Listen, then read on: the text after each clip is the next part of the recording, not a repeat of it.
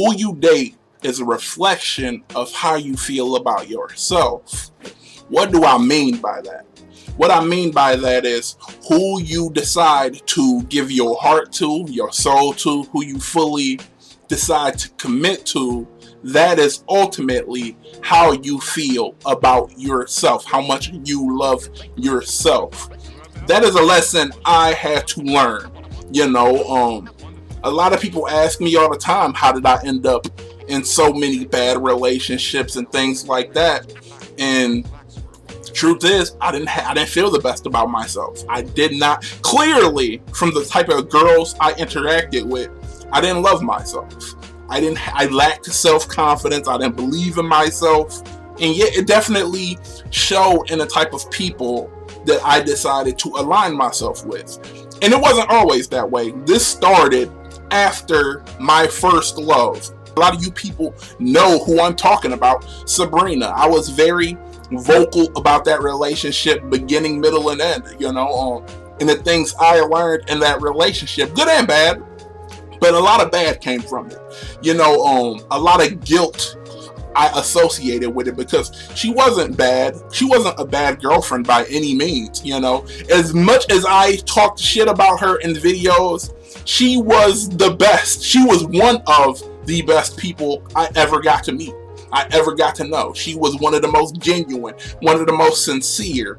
And she held me down as long as she could, despite the shit I was going through. Because at the time, I was going through a lot of shit. And I hate to say it, it was almost rock bottom in my life. And I definitely took it out on her when all she tried to do was be there for me. I didn't deserve what I had. And as a result, I lost it. And after she finally left, after the whole engagement thing happened, and we just basically imploded, and it was a big, huge, messy breakup where a lot of people chose sides. A lot of people was in our business, and I hated that, but I was definitely part of the blame there, so I couldn't get too mad about it. But yeah, it definitely impacted me in a lot of ways, and I carried around a lot of guilt. Whether I subconsciously or I knew what I was doing, I felt guilty about it, how I treated her, because I wasn't the best to her. I was emotionally abusive in a lot of ways, I talked to her in bad ways, in which I didn't like that about myself. I hated myself, how I looked, what I was going through, the lack of success in my own life. And she saw past all of my issues and was still trying to hold your boy down. And I don't know, I was just in a really bad place, and I took it out on her. And I ultimately fucked that up. And after that ended, that's when you got to the people I started to date. The meth head, yes. although I didn't know she was a meth head, I knew she wasn't a good person. You know what I'm saying? I made a video about her, but yeah, I knew she wasn't a bad person. My gut instinct told me to stay away from this girl, but because of the guilt I had for that prior shit, subconsciously maybe, I forced myself into that shit. I just wanted to not feel the pain from that broken relationship I just got out of, so I went to that person. And after that inevitably failed the way we all knew it would, it was the other chick that, that nightmare first date. Made a video about that chick as well, the one that showed up to the date. She was high as fuck and drunk, and I had to take care of her that whole time. Clear as day, I knew what type of person she was. But again, how I felt about myself was a reflection of who I chose to align myself with. So that was who I decided to chase, and ultimately it fucked me over. And right after that, I ended up with quote-unquote Thotimus Prime. Y'all know the videos about her, what I dealt with when it came to her. I knew out the gate what type of girl she was, because she used to be best friends with the girl that that showed up drunk and high on the first date. So I kind of knew what I was getting myself into, when she told me she She already had a kid. She went through a pregnancy, and she didn't go through with that pregnancy. And then she got pregnant again while she was talking to me. 3 pregnancies and shit. And she was under the age of 25. I knew what I was doing. You know, all the times she would treat me like shit. And I would just keep giving her more and more chances. It just was pretty evident I didn't care about myself because I wanted to align myself with that, you know. But finally, you know, after a lot of fucking therapy, you know, a lot of shit I had to work out and go through, reasons I took time off from YouTube, I had to get myself in order. You know, a lot of you people ask me what happened with me and why I got off YouTube. I had to take care of me physically and emotionally and mentally. I was not in a good state. I was all the way fucked up.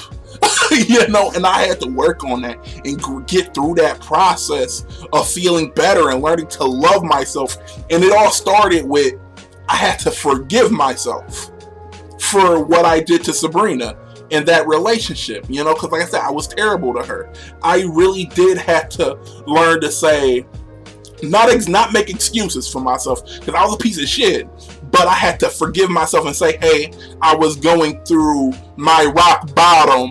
I treated her that bad. It's kind of understandable, but I shouldn't keep punishing myself over and over and over for one moment of time in my life, because that was me and her was together for 3 years, you know, and it didn't get bad until 2012 and 2013. Y'all really could tell I was going through some shit. That's when I had got my fattest. Y'all could see it in my face. My cheeks had ballooned up. When you go back and look at my 2012 and 2013 videos. You know, you could tell I was going through some shit.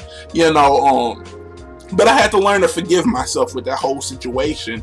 And ultimately, after that, the process of healing began, and I began to really chase my dreams wholeheartedly. And all of this made me, I had to take time off of YouTube to do that. Rediscover what I really wanted in life, which was being a chef. I went to culinary school. I pursued my career, got my career there. And that's what I wanted to do with my life. I continued on trying to get back in shape, trying to get back into fitness, really just trying to get my life in order, financially fixing myself. I had to go through that shit. And finally, I got to a place where I was good. Where right now, currently, I am healthy. I am doing well spiritually on every level. Spiritually, emotionally, mentally, physically, I am doing well. That's why you don't see me in these fucked up relationships anymore. Because how I feel about myself, I do love myself now. I know what I deserve now, what I'm worth now, and I'm healthy and I'm doing the things I need to do in my own personal life aside from YouTube, you know. So like I said, who we decide to date is how we feel about ourselves. So the question I have to you, all of my people who are in relationships, look at your partner and really ask, how do you feel about yourself? Do you love yourself? Are they respecting you? Are they treating you well? Is it a happy, healthy relationship? How do you feel about yourself? But anyways, I wanted to share that with you guys. Hopefully it can help somebody out there who is going through some similar experiences. If you are on the fence about a relationship that you're in, you don't know whether you should stay or you should go, you know, or people that had bad experiences, struggling to forgive yourself. It's okay. Like, if you are, just know that you deserve to be happy. No matter how bad you've been, no matter what you did, you can come back from it, and you do deserve to be happy. You don't have to keep punishing yourself. You know, I just want that message to be out there. But yeah, I'm about to get out of here. Y'all can hit me down in the comments down below. Tell me your thoughts on this. You tell me your thoughts on the topic. G4 Liddy here signing off, and thank you guys for watching.